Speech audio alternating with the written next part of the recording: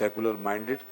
فرزان عباری کر کے اس عورت کا نام ہے، اس نے 295C اور اس طرح کے ہمارے قوانین جو بنے ہوئے ہیں آپ صلی اللہ علیہ وسلم کے نسبت سے اور قادیانیوں کے حوالے سے، ختم نبوت کے حوالے سے اور اس طرح گستاخ رسالت کے حوالے سے جو قوانین ہیں، یہ قوانین ہمارے یہ بڑے مقدس قوانین ہیں اور یہ ہمیں تحفظ دیتے ہیں ہمارے دین کو، عقیدے۔ اس پر یہ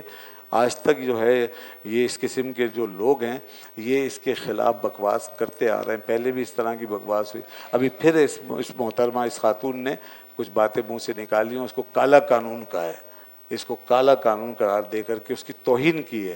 تو ہم اس بات کی مذمت کرتے ہیں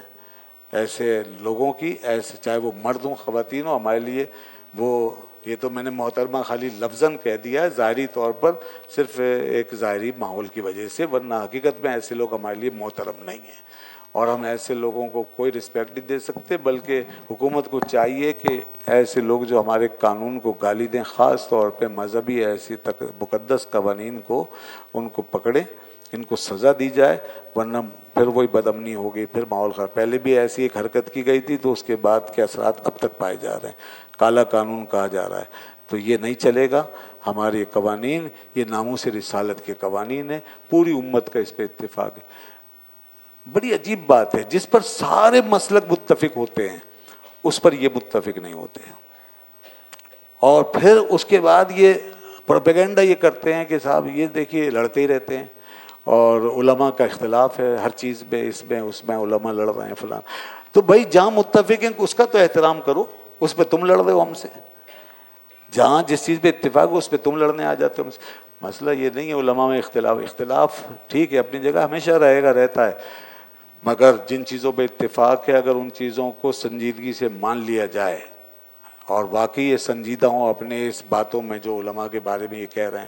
کہ اگر اختلاف ان کے نزدیک ناپسندیدہ ہے تو اتفاق اسی طرح ان کے نزدیک بہت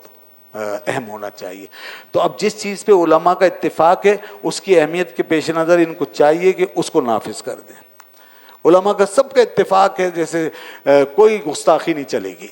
صحابہ کرام اہل بیت اطہار کی شان میں گستاخی نہیں کرنے دیں گے کسی کو نہیں، اور جو بھی کرے اسے پکڑیں، سب کا اتفاق ہے اس بات، سارے مسالک متفق ہیں تو کرو عمل۔ اس طرح علماء کا اتفاق ہے قادیانی غیر مسلم ہے